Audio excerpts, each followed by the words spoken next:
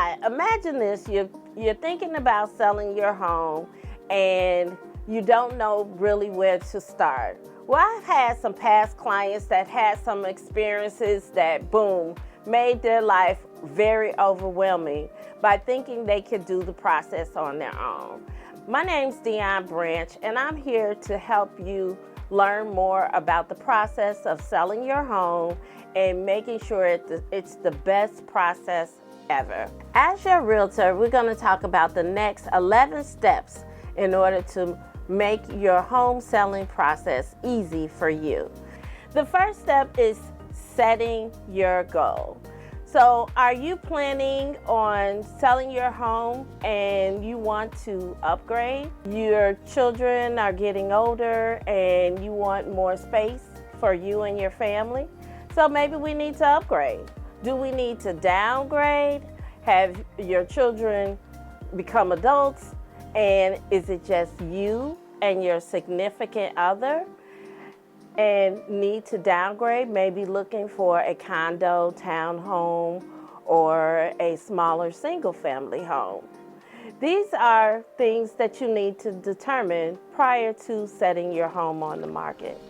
Another thing we should discuss is pricing.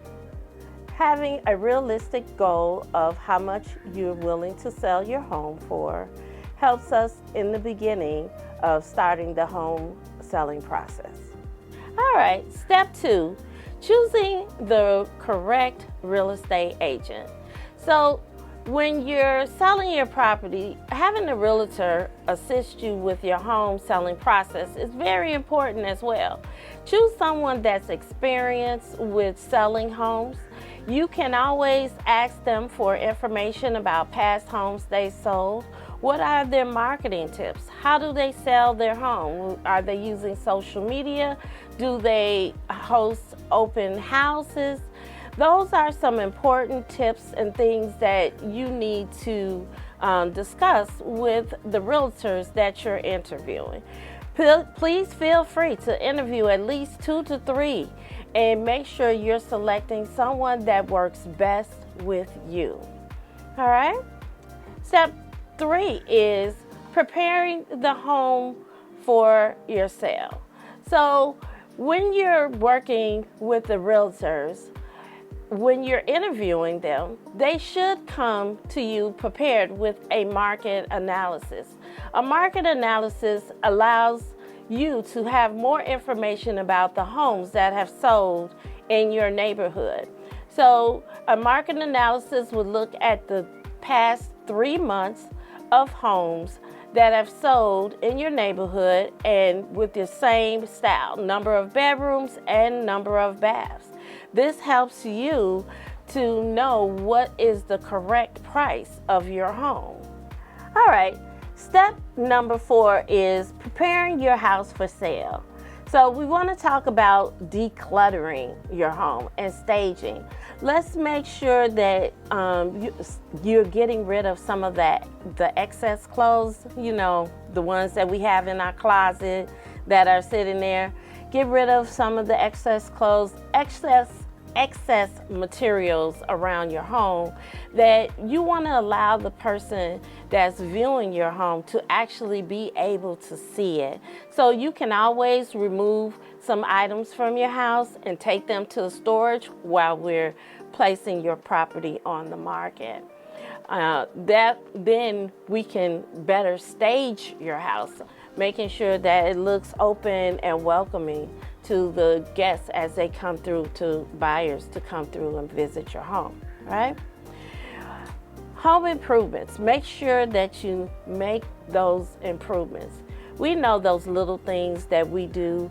We work around those workarounds we have in our house that we always are using, skipping over in order to, just get things done. But now we're selling the house. So make sure any of those home improvement items that you've had on the list that maybe are small, that you can go ahead and do and add some additional value to your home.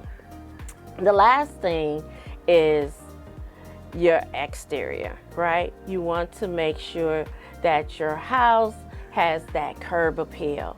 And so make sure your house has that great curb appeal so that when you're actually placing your property on the market, it looks nice from the outside so people want to come inside. So make sure when preparing your home, we look at those three things. All right, number 5, marketing your home. So this is where we talked about interviewing the agent and making sure what's their marketing plan.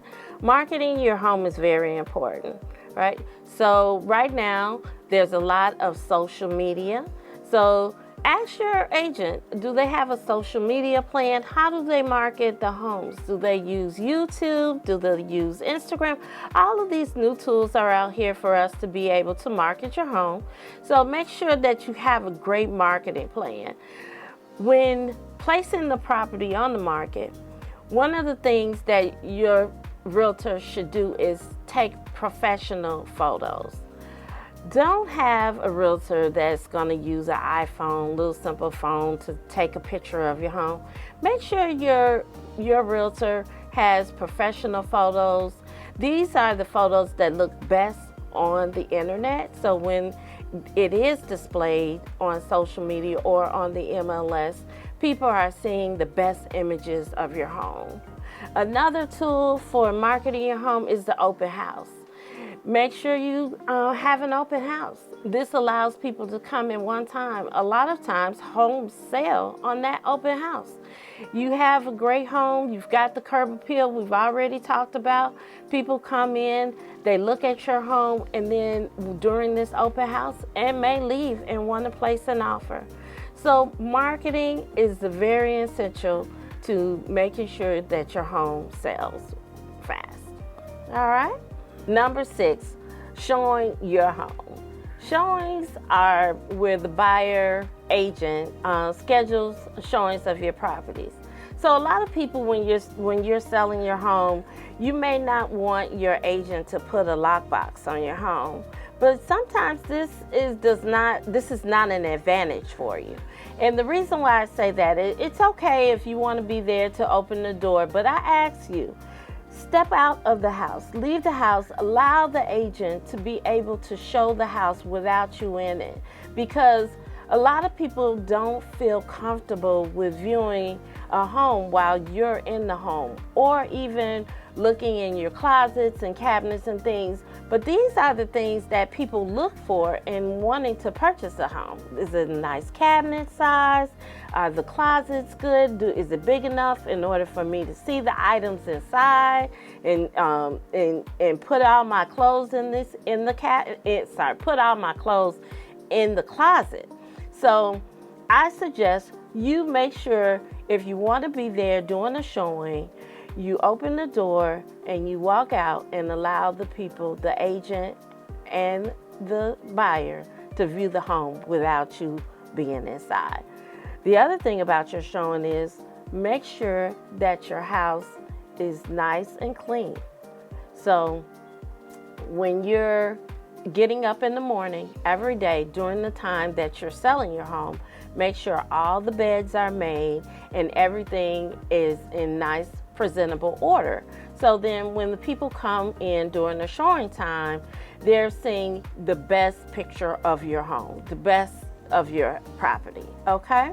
So don't have extra toys, items laying on the floor, having people step over them. Make sure your dishes are always put up and nice and proper. This is what actually sells a home. They want to come in and see a property that they could see themselves living in. All right? Number 7 is receiving offers. So this is an important time for you to understand what is included in your offer.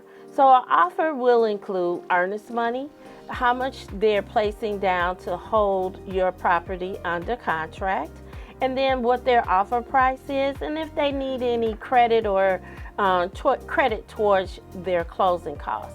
These are things that are important for you to understand, so then when you're determining what is your net return from listing your property. Your agent should be able to explain to you all the offers that you receive and so that you can choose the best one that works for you. All right, number 8 is negotiating counter offers. So we've received the offer and we've actually decided that maybe they've asked for too much or their price is lower than you expected. Because remember, we've already determined what our bottom line is as far as wanting to sell the property. So during this time is your negotiations. You do not always have to accept the first offer. You can go back and say and let them know maybe you're not willing to provide credit towards closing. Maybe you feel like the offer was a little too low. This is the time that you negotiate what is an offer that you are willing to accept. So your agent will be able to assist you through this as far as letting them know that you felt the price was a little low and this is a price that you are willing to accept. All right. Number 9 is the inspection and appraisal process. So during the inspection and the appraisal process, this is when the house will be inspected by professionals.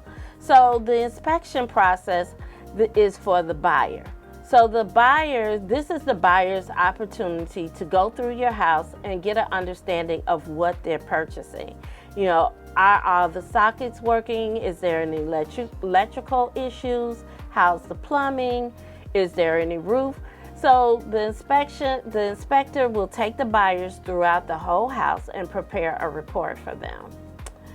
The second one is the appraisal. The appraisal is for the bank.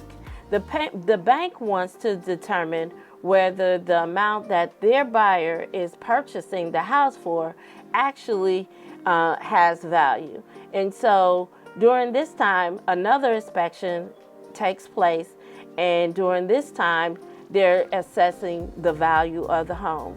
This is similar to the market analysis that was prepared by the realtors earlier. So hopefully you should definitely be on track as far as the value of your home. All right, number 10 is understanding contingencies. Throughout this process, there are a few contingencies that may occur.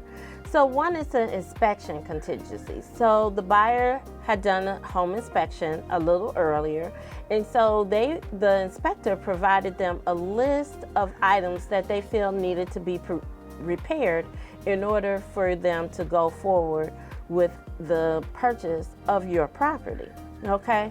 During this time, they are going to prepare a list of items and send to your attorney. This is where you negotiate back and forth whether you're going to repair those items, or you may want to just give them a credit and allow them to fix those items on their own. Another contingency is the finance and mortgage contingency. So the purchase is contingent on their financing. So during this process, the buyer is working with the lender. They're providing them all the paperwork that they need in order to receive a clear to close.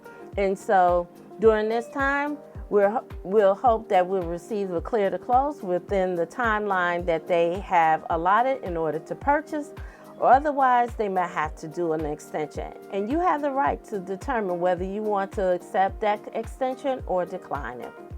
All right. Another is an appraisal contingency. Okay, during the appraisal contingency, the appraiser came in, he assessed the value of the property. Depending on the type of lending, there are certain standards that have to be met for that buyer. So to purchase your home. So for an FHA, the property has to have safety standards.